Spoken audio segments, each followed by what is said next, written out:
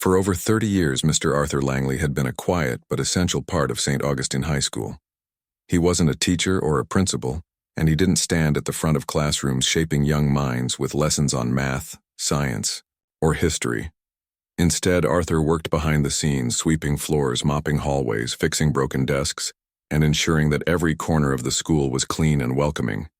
To most people, he might have seemed like just another staff member doing his job, but to those who paid attention, Arthur was far more than that. He was the heart of the school. Arthur started working at St. Augustine High when he was in his late 30s, shortly after moving to the town with his wife, Margaret. Back then, they were full of dreams of building a family, buying a home, and living a peaceful life together. But fate had other plans.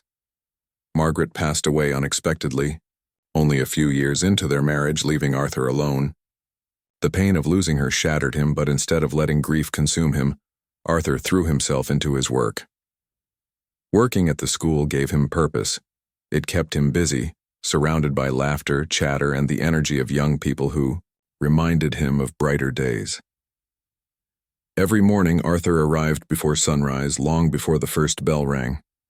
By the time students trickled in, yawning and clutching their backpacks, the halls smelled fresh, and the floors gleamed under the fluorescent lights. Teachers often joked that Arthur could fix anything. A stubborn locker refusing to open, Arthur would come by with his trusty toolkit and have it working again in minutes. A leaky faucet dripping endlessly in the restroom.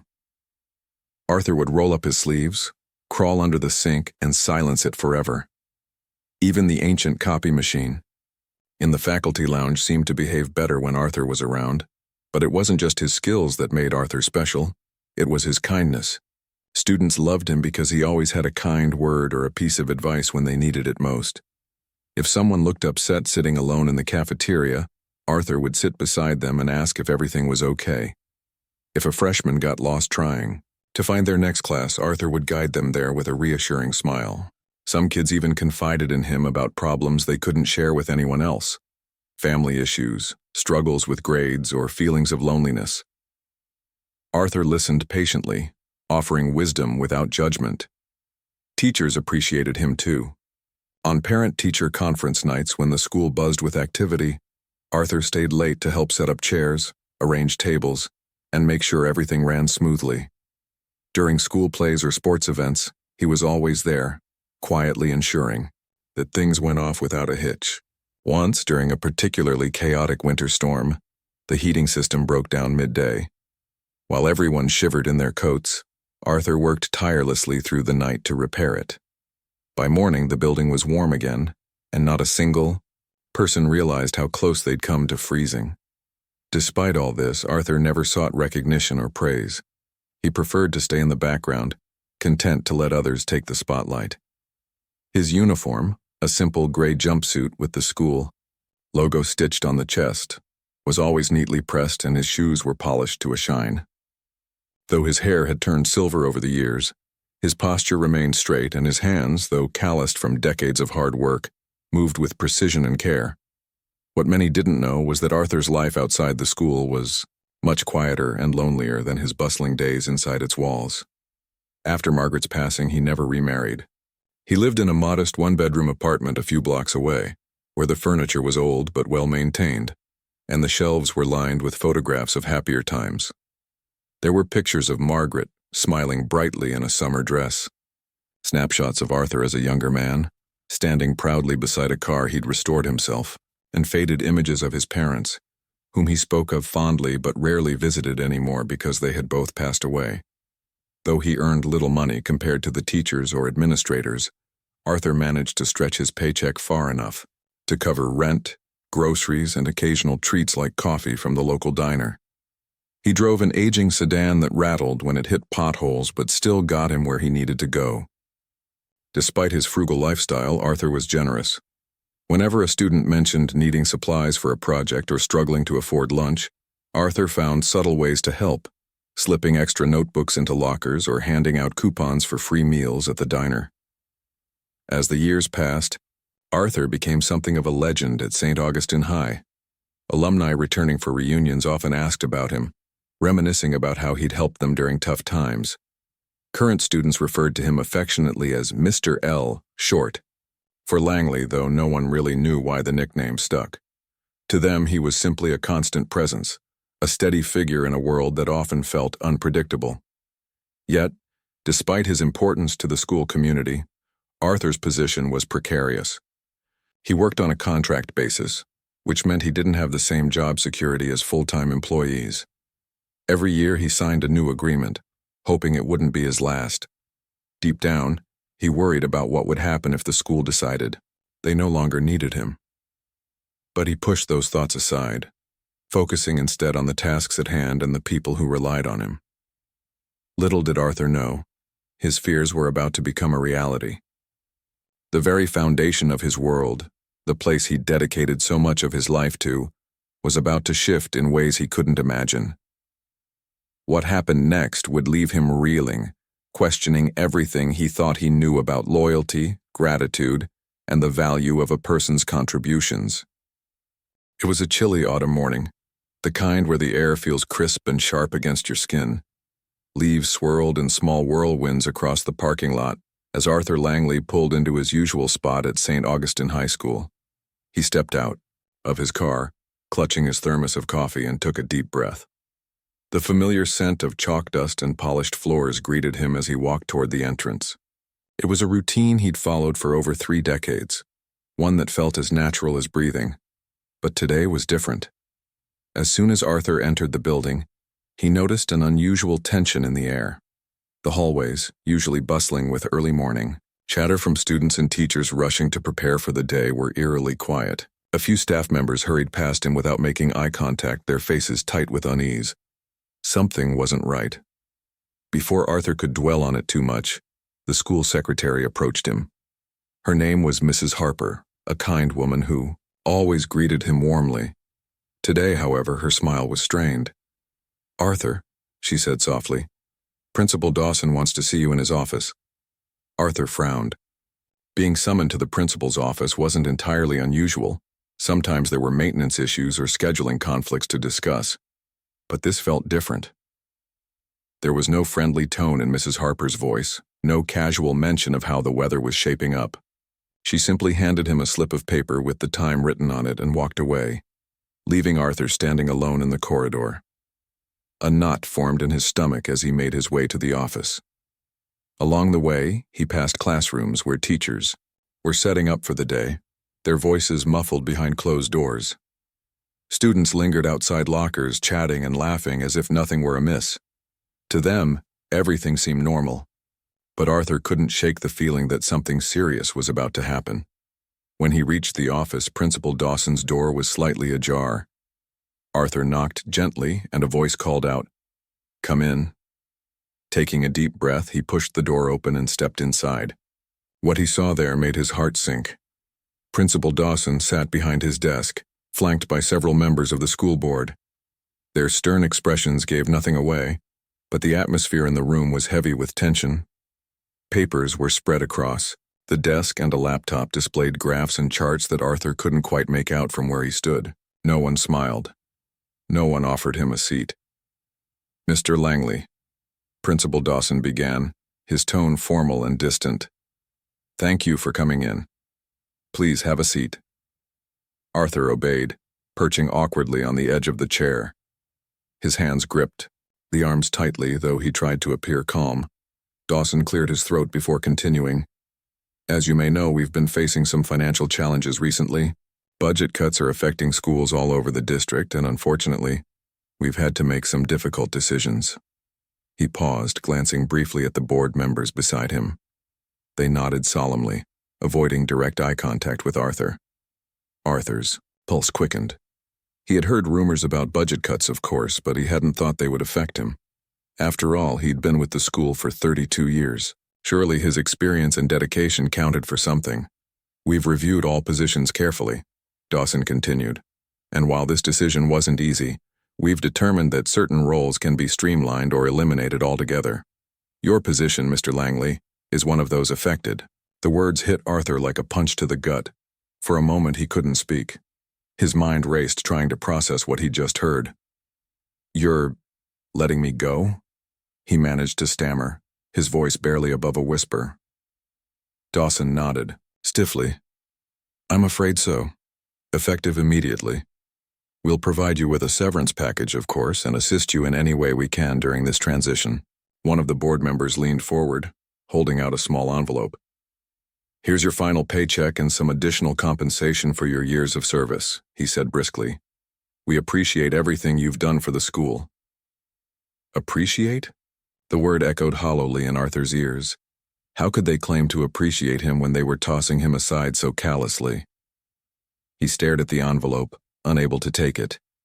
His chest tightened, and he fought back tears. This wasn't just a job, it was his life. For 32 years he had poured his heart and soul into this place. And now, in a matter of minutes, it was being taken away. I don't understand, Arthur said finally, his voice trembling. I've worked here longer than most of the teachers. I've fixed things no one else could fix.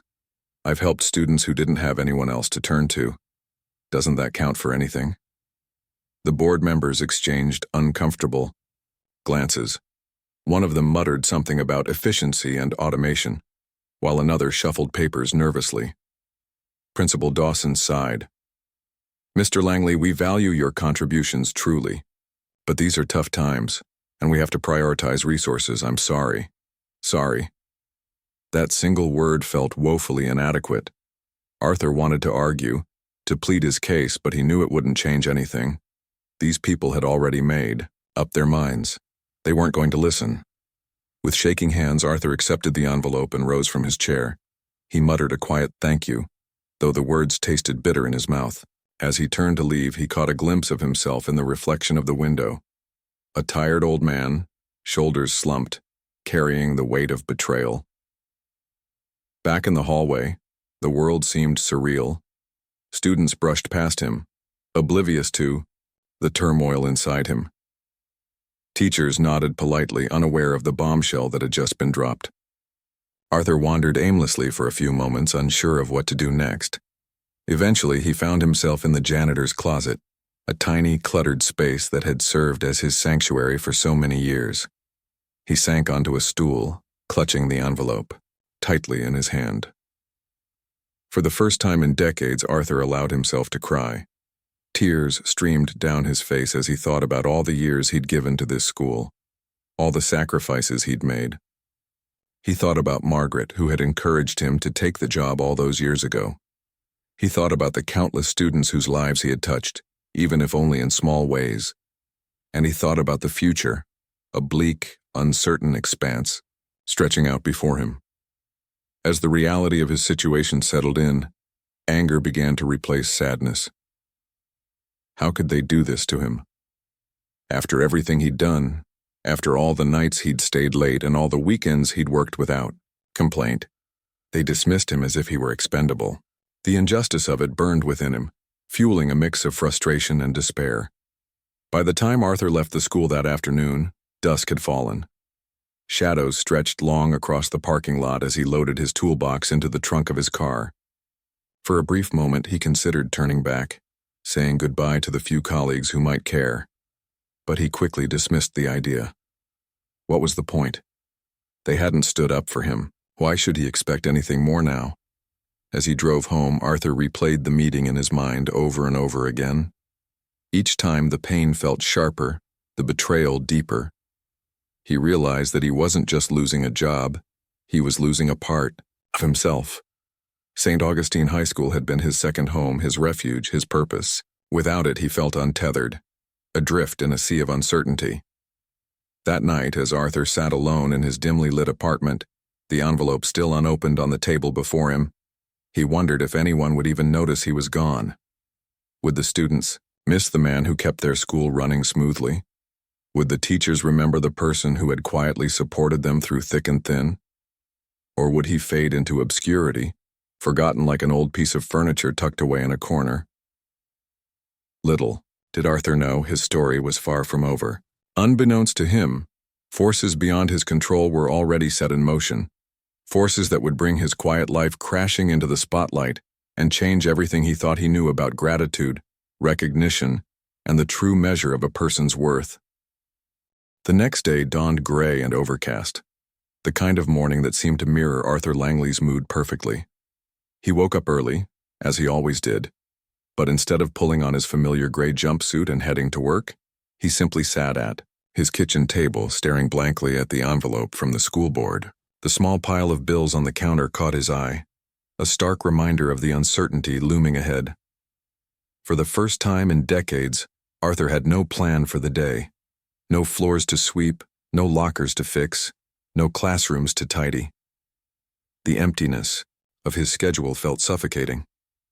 He tried to distract himself by tidying up his already immaculate apartment, but even that failed to lift his spirits.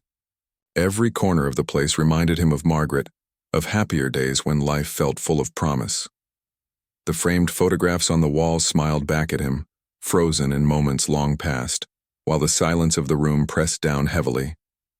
Outside, rain began to patter against the window pane, adding to the gloom. Just as Arthur was about to pour himself another cup of coffee, his third of the morning, there was a sharp knock at the door. Startled, he set the mug down and shuffled toward the entrance. Peering through the peephole, he saw a courier standing there, holding a large envelope. Curiosity nudged aside his melancholy, and he opened the door cautiously. "Mr. Arthur Langley?" the courier asked, glancing at a clipboard. When Arthur nodded, the man handed him the envelope with a polite smile before turning and hurrying back to his vehicle. Confused, Arthur closed the door and examined the package. It was thick and elegant, sealed with wax bearing an intricate emblem he didn't recognize. His name was written across the front in bold, flowing handwriting that looked almost artistic. Arthur carried the envelope to the table and carefully slid his finger under the seal. Inside, he found a single sheet of high-quality paper folded neatly. Unfolding it, he read the message scrawled in the same ornate script. "Dear Mr. Langley, your kindness has not gone unnoticed. Please expect a visit tomorrow morning. All will be explained. Sincerely, J.D." Arthur stared at the note, his brow furrowing. Who was J.D.? What did this mean? The words were cryptic yet oddly comforting, like a lifeline thrown into a stormy sea. He turned the paper over, searching for additional clues, but there was nothing else written on it. No return address, no explanation. Just those few enigmatic lines. For a moment, Arthur wondered if it was some kind of prank.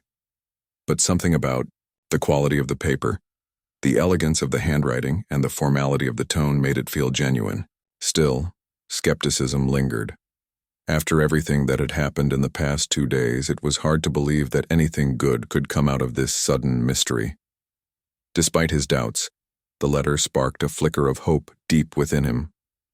Feeling he hadn't experienced since being dismissed from the school, he spent the rest of the day replaying the events leading up to this point. The cold reception in Principal Dawson's office, the indifference of the school board, and now, this unexpected message. Could it be possible that someone out there still valued him? Someone who remembered the countless hours he'd devoted to helping others? That night, sleep eluded Arthur. He lay awake in bed, staring at the ceiling, his mind racing with possibilities.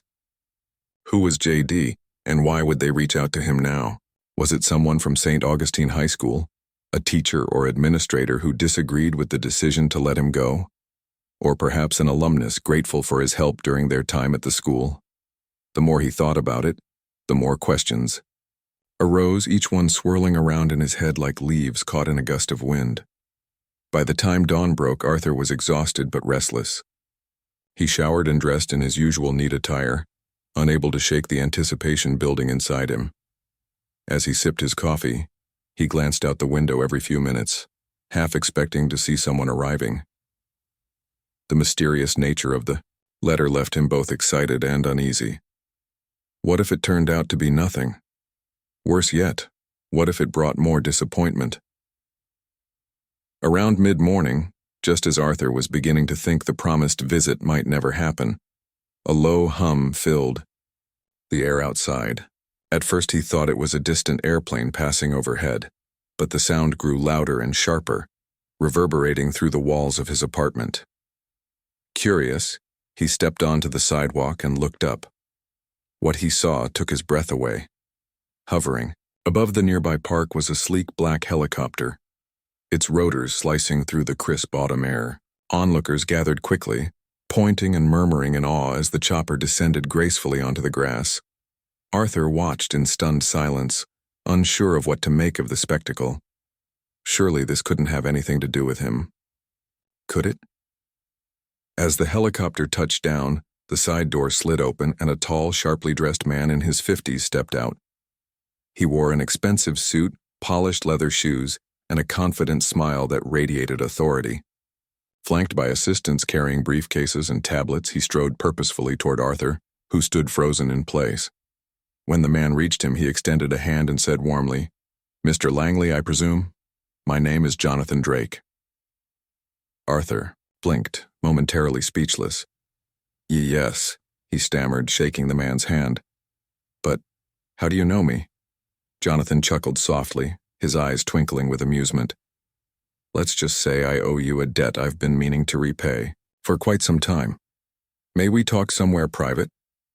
Still bewildered, Arthur led Jonathan and his entourage into his apartment. Once inside, Jonathan wasted no time getting to the point. "I attended St. Augustine High School many years ago," he began, settling into a chair. "Back then, I wasn't exactly the model student. I struggled academically and socially, often doubting whether I belonged there at all. One evening, I stayed late working on a science project, a crucial assignment that would determine whether I passed the class. I was frustrated, overwhelmed, and ready to give up. That's when you walked in." Arthur frowned, trying to recall the memory. "I don't remember," he admitted hesitantly. "You wouldn't," Jonathan said with a laugh. "You probably thought nothing of it at the time, but you stopped to ask if I needed help. When I told you I couldn't get the wiring right, you rolled up your sleeves and showed me exactly what to do. You stayed with me for hours, patiently explaining things until I finally got it. Thanks to you, I aced that project, and more importantly, I gained the confidence to keep pushing forward. That moment changed the trajectory of my entire life." Arthur listened in disbelief. He vaguely remembered helping a student with a science project once, but it had been so long ago that the details had faded. To think that such a small act of kindness could have such a profound impact was overwhelming. "I went on to study engineering in college," Jonathan continued, "and eventually founded my own company. Today I'm fortunate enough to be in a position where I can give back to people who've inspired me along the way. When I heard about what happened to you at the school, I knew I had to step in." Arthur's eyes widened. "You heard about that?" Jonathan nodded grimly. "News travels fast, especially when it involves injustice. Let's just say I wasn't pleased to learn how you were treated after giving so much of yourself to that institution, which brings me here today, to right or wrong, and show you that your contributions haven't been forgotten." Before Arthur could respond, one of Jonathan's assistants handed him a folder containing documents detailing a generous offer: financial security for the rest of his life, a fully paid condo in the city, and the opportunity to work alongside Jonathan in a role focused on mentoring young people and supporting community initiatives. Arthur's hands trembled as he flipped through the pages, struggling to comprehend the magnitude of what was being offered to him. "I don't know what to say," Arthur murmured, his voice choked with emotion. "This is incredible." "There's no need to decide right away," Jonathan assured him. "Take your time to think it over, but I want you to know that you deserve every bit of this, and more. People like you are the backbone of communities, and it's time the world recognized that." As Jonathan and his team prepared to leave, promising to stay in touch, Arthur stood on the sidewalk watching the helicopter ascend into the sky. For the first time in days, he felt a glimmer of optimism. Whatever challenges lay ahead, he realized that his story wasn't over, not by a long shot.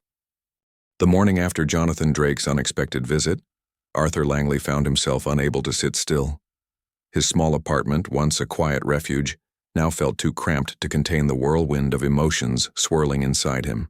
He paced back and forth, replaying every detail of the encounter in his mind. The sleek helicopter descending into the park, the confident stride of Jonathan Drake, the warmth in his voice as he spoke about that long-forgotten science project. It all seemed surreal, like something out of a movie. But the folder resting on Arthur's kitchen table was very real. Inside it lay documents outlining an offer so generous that it made his head spin. A lifetime advisory position at Jonathan's company, a fully paid condo in the heart of the city, financial security for the rest of his days. It was more than Arthur had ever dreamed possible. Yet, as tempting as the offer was, it also left him uneasy. After spending decades working quietly behind the scenes, could he really step into such a prominent role? Would he even belong in a world so different from the one he'd always known? Arthur decided to take a walk to clear his thoughts. The crisp autumn air greeted him as he stepped outside, the golden leaves crunching underfoot. As he strolled through the neighborhood, he noticed people glancing at him curiously. Word of the helicopter landing and Jonathan Drake's dramatic appearance had spread quickly.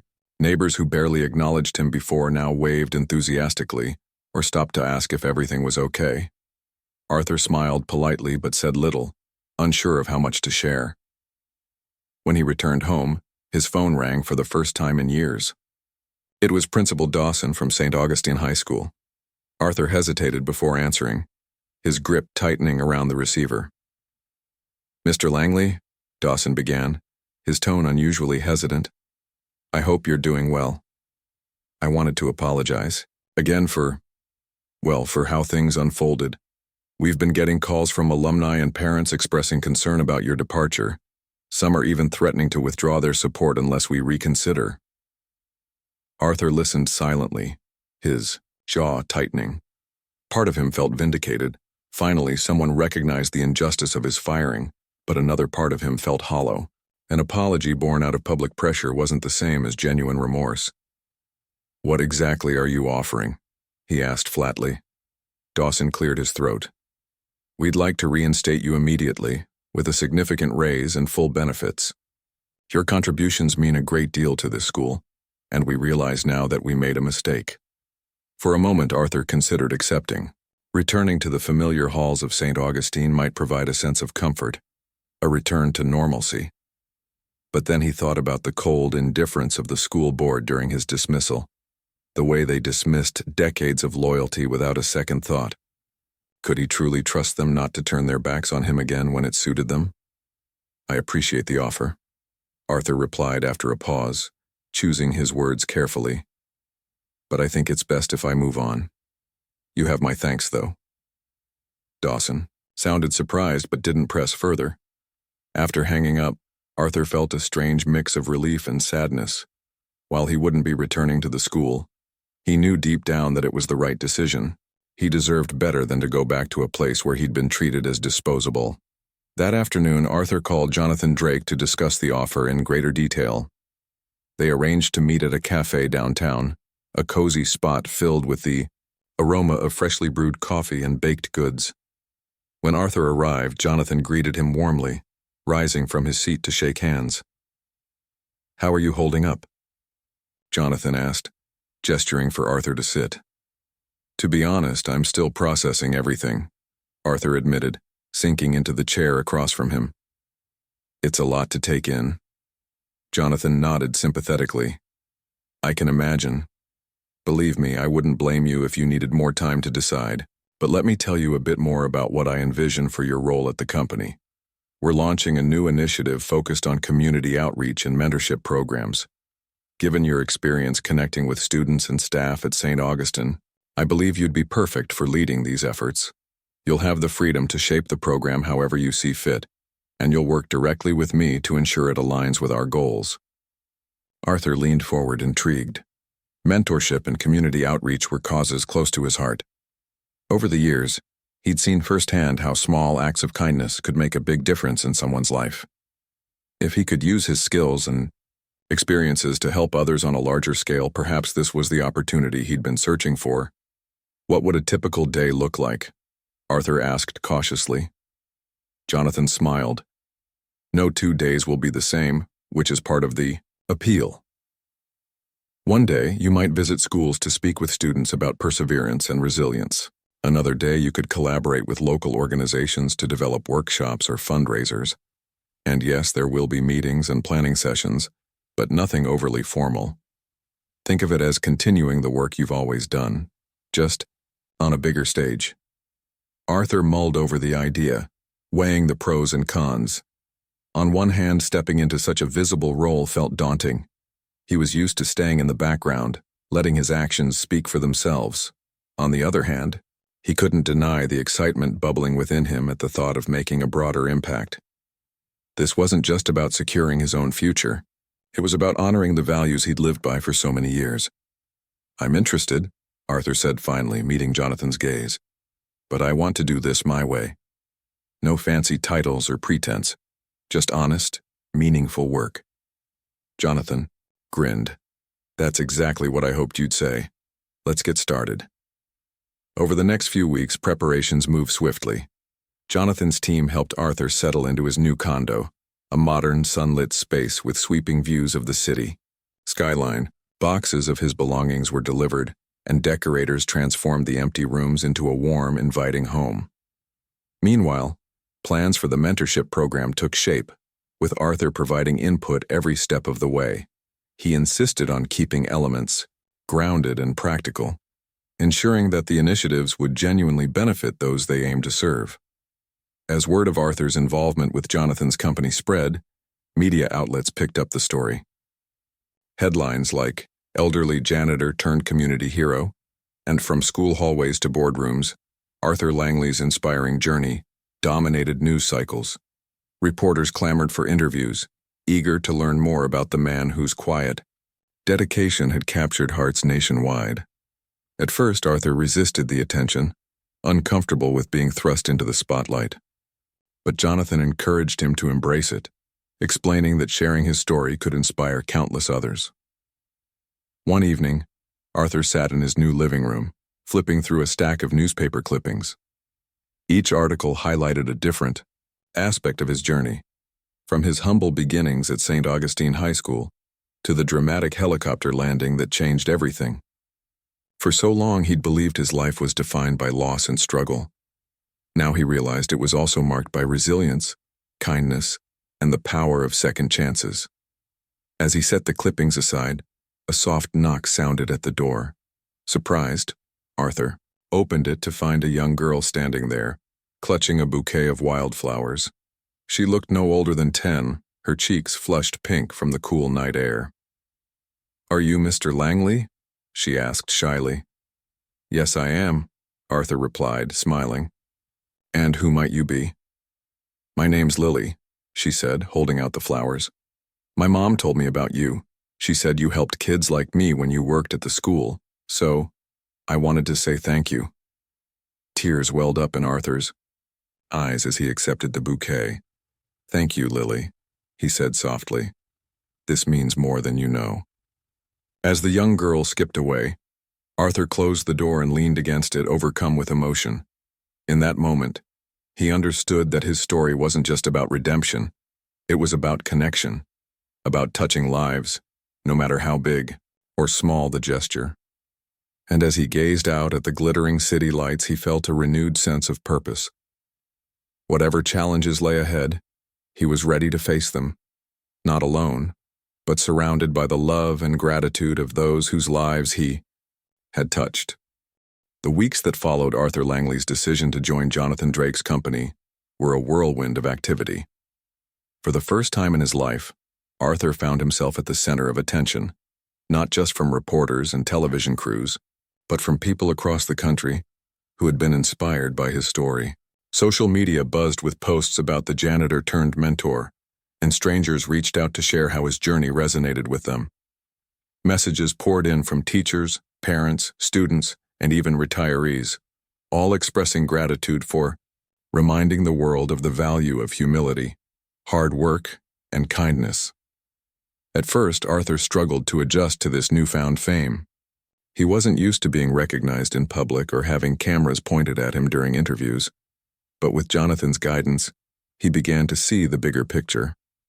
His story wasn't just about him, it was about shining a light on the countless, unsung heroes who worked tirelessly behind the scenes, often without acknowledgement.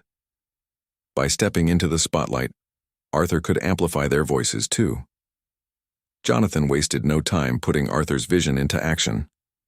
Together, they launched the Everyday Heroes Mentorship Program, an initiative aimed at supporting underprivileged youth and fostering a sense of community.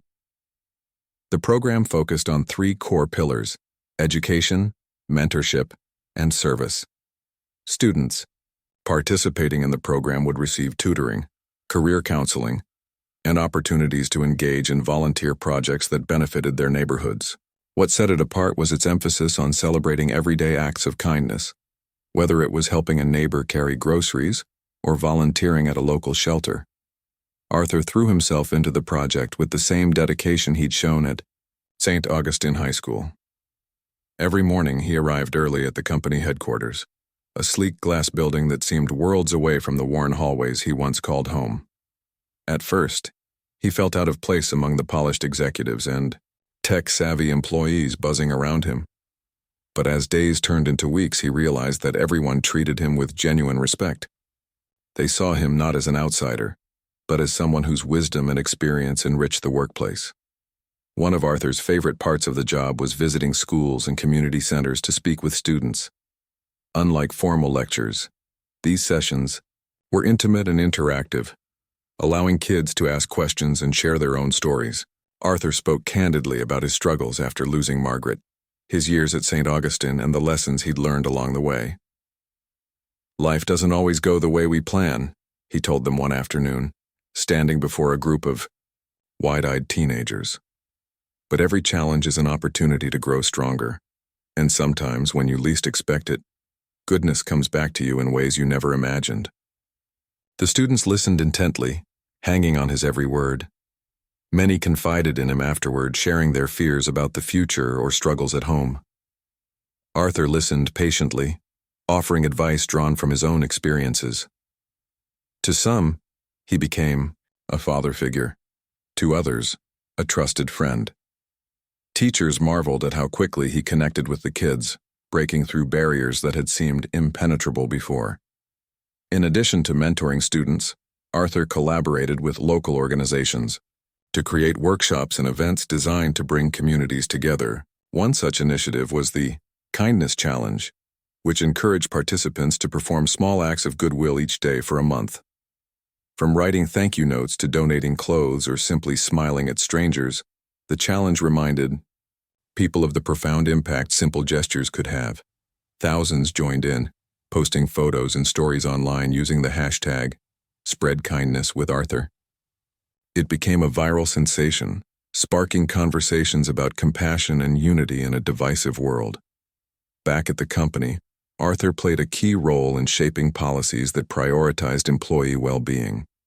Drawing from his years of observing workplace dynamics at St. Augustine, he advocated for initiatives like flexible hours, mental health resources, and team-building activities. His suggestions were met with enthusiasm, and soon, other departments began adopting similar practices. Employees started referring to Arthur as the heart of the company, crediting him with creating a culture of care and collaboration. Despite his growing responsibilities, Arthur remained grounded. He continued to live modestly, refusing to let wealth change who he was at his core. Though his condo was luxurious compared to his old apartment, he filled it with familiar comforts, photographs of Margaret, books he loved, and mementos from his time at the school. On weekends, he visited nearby parks, feeding pigeons and chatting with passers-by. These quiet moments kept him connected to the simplicity he cherished. As months passed, the ripple effects of Arthur's work became impossible to ignore.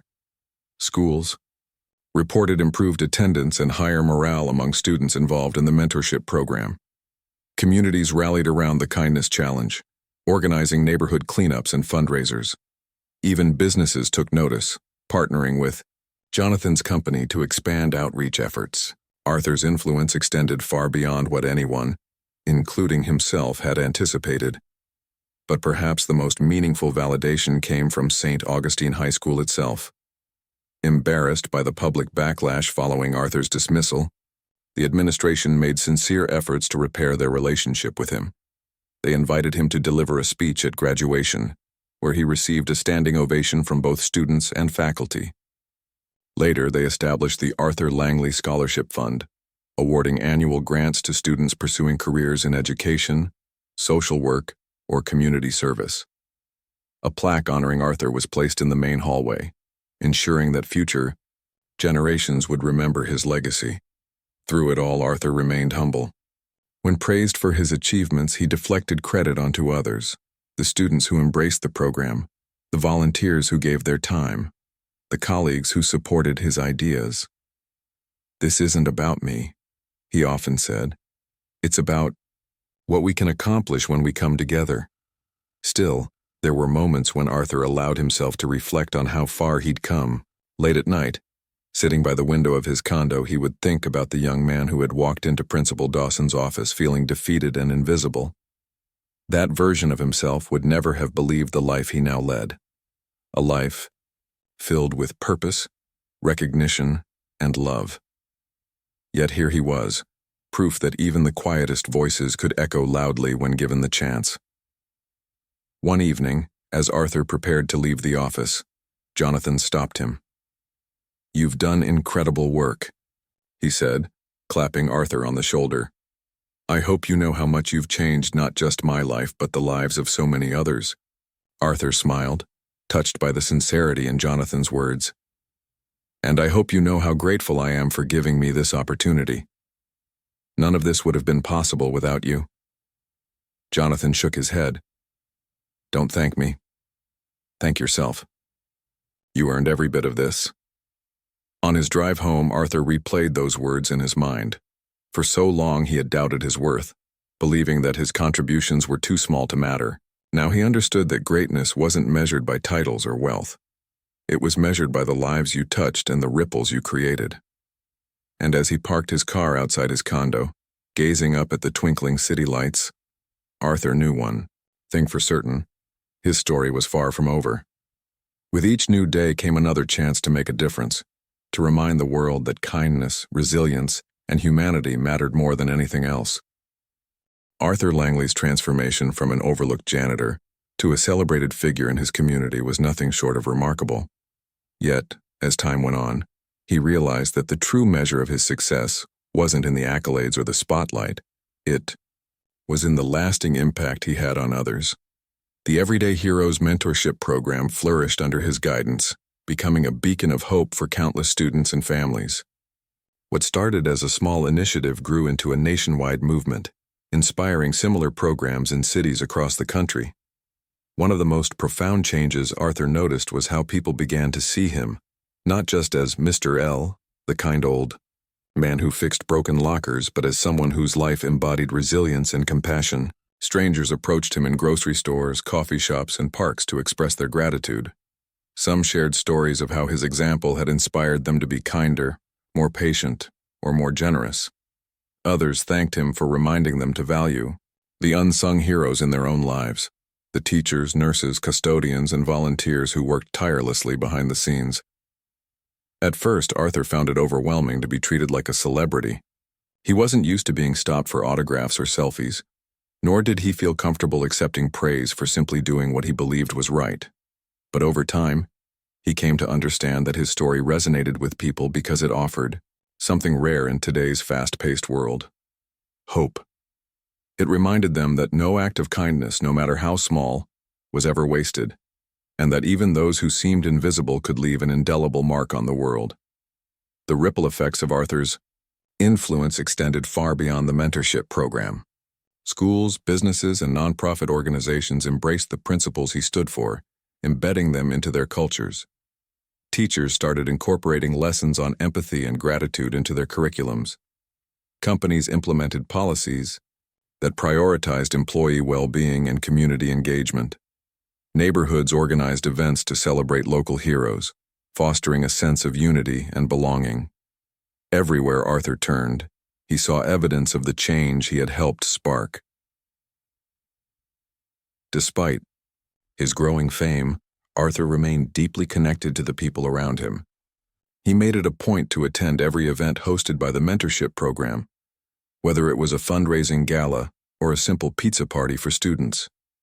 At these gatherings, he mingled effortlessly, listening intently to everyone he met. To the kids, he was a grandfatherly figure who always had time for their questions and concerns. To adults, he was a source of wisdom and encouragement, offering advice without judgment. His presence alone seemed to inspire people to be better versions of themselves. One particularly memorable evening took place at a charity gala held in Arthur's honor. The venue was filled with glittering chandeliers, elegant table settings, and hundreds of guests dressed in formal attire.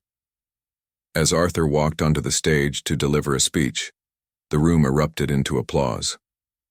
For several moments, he stood silently, taking in the sea of smiling faces before him. Then, with a warm smile, he began to speak. "When I was younger," he said, his voice steady and clear, "I never imagined I'd stand here tonight, surrounded by so many incredible people. My life hasn't been easy. I've faced loss, hardship, and uncertainty just like anyone else. But through it all, I learned one important lesson. Kindness matters. Whether it's fixing a broken desk for a struggling student or simply lending an ear to someone in need, every act of kindness has the power to change a life." He paused, scanning the crowd. "I didn't do any of this alone. None of us can succeed without the support of others. So tonight, I want to thank each and every one of you for believing in me, for joining this mission, and for proving that when we come together, we can create something extraordinary." The audience rose to their feet, cheering and clapping, until their hands were sore. Many wiped away tears, moved by Arthur's humility and sincerity. Among the attendees was Jonathan Drake, who stood near the front, beaming with pride. After the event, he pulled Arthur aside. "You're a natural leader," Jonathan said. "People don't just admire you, they trust you. That's a gift not everyone has." Arthur chuckled softly. "I'm just doing what feels right. If anything, I'm the one who should be thanking you for giving me this chance." Jonathan shook his head. "No, Arthur. You've earned every bit of this, and honestly, I think you're just getting started." Indeed, Arthur showed no signs of slowing down. Even as the years passed, he continued to pour his energy into the mentorship program, expanding its reach and refining its methods. He traveled to different cities, meeting with educators, policymakers, and community leaders to discuss ways to address challenges facing young people today. Despite his age, he remained sharp and energetic, driven by a deep sense of purpose. Back home, Arthur cherished the simpler joys of life. He spent weekends tending to a small garden on his condo's balcony, nurturing plants that reminded him of Margaret's love for flowers. On Sundays, he visited nearby shelters, serving meals, and chatting with residents. These quiet acts of service grounded him, reminding him of where he had come from and why he had chosen this path. As the years went by, Arthur's legacy only grew stronger. Schools named scholarships after him. Books were written about his journey. Documentaries aired on television, capturing the essence of a man who had transformed adversity into opportunity. Yet despite all the recognition, Arthur remained unchanged. He still wore his favorite gray sweater, still drank his coffee black, and still greeted everyone with the same warm smile that had endeared him to so many. Eventually, Arthur decided it was time to step back from his role at the company. Though he would remain involved as a consultant, he wanted to pass the torch to a new generation of leaders, people who could carry the program forward with fresh ideas and boundless energy. During a heartfelt ceremony, he handed over the reins to a young woman named Elena, a former participant in the mentorship program who had risen through the ranks to become its director.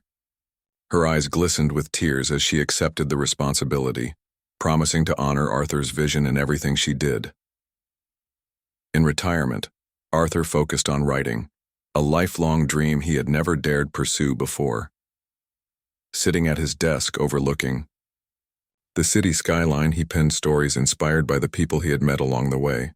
Students who defied the odds, teachers who went above and beyond, neighbors who looked out for one another. His book, titled Everyday Heroes, Stories of Kindness and Resilience, became a bestseller, touching hearts around the world. Looking back on his life, Arthur felt an overwhelming sense of peace. He had started as a man who thought he was invisible, only to discover that his actions had touched countless lives. He had lost much, his wife, his job, his sense of security, but in return he had gained something far greater, a renewed sense of purpose and a family that stretched far beyond bloodlines. On his 80th birthday, surrounded by friends, colleagues, and former students, Arthur raised a glass to toast the future. "Here's to kindness," he said, his voice filled with emotion. "To resilience, to second chances, and to all the everyday heroes out there, working quietly to make the world a better place. May we never forget how powerful our actions can be." As the room erupted into cheers, Arthur smiled, knowing that his story was merely one chapter in a much larger narrative, one woven together by the countless acts of goodness performed by ordinary people every single day. And though his journey had been long and winding, he knew one thing for certain: it had been worth every step.